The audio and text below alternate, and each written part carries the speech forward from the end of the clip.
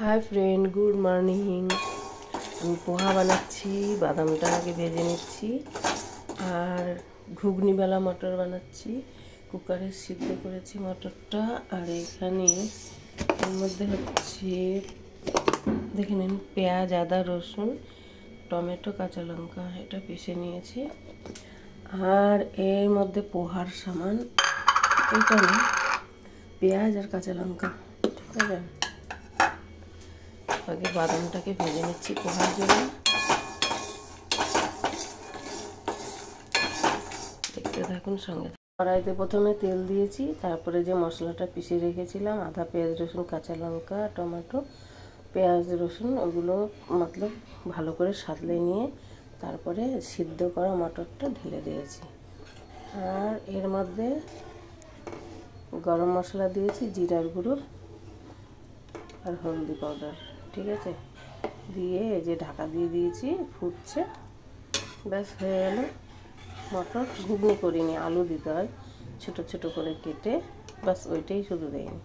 ধারি ধনিয়া পাতা দিয়ে দিয়েছি একটু কুচি করে, ঠিক আছে। পুরো ভিডিওটা সকাল সকাল দেখাতে পারিনি, কেন কি অনেক কাজ থাকে তো।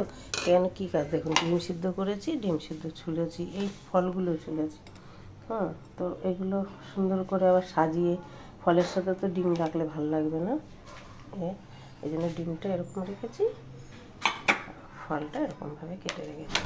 তারপরে পোহাটাও বানিয়ে নিয়েছি, দেখুন পোহাটাও বানানো হয়ে গেছে।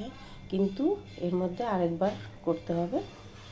এটা বানিয়ে নিয়েছি হচ্ছে, একটু কড়াইতে তেল দিয়েছি, তারপরে হচ্ছে কাঁচা লঙ্কা কুচি করে ওইটা দিয়েছি, পেঁয়াজ দিয়েছি, দিয়ে ভালো করে নাড়াচাড়া করে ধোয়া ভিজানো চিড়াটা যে ওটা ঢেলে দিয়েছি। তারপরে বাদাম দিয়ে দিয়েছি আর মশলা দিয়ে দিয়েছি, যে পোহা মশলা।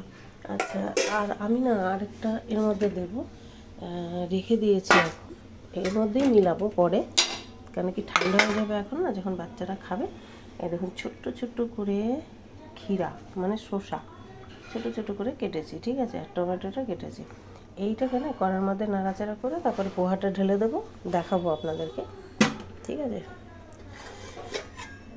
তাও যদি টাইম পাই, ঠিক আছে। ওটা দিয়ে দেবো, বাস হেভি লাগবে খেতে, খুব ভালো লাগবে।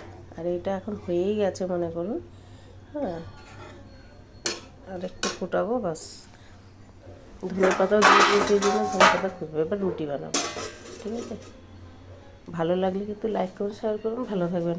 আমি দেখাবো পরে আবার যদি টাইম পাই, ওই জন্য বলছি, ঠিক আছে। সবাই সুস্থ থাকবেন, ভালো থাকবেন। রুটি বানাচ্ছি, এই যখন গ্যাস জ্বলছে, তা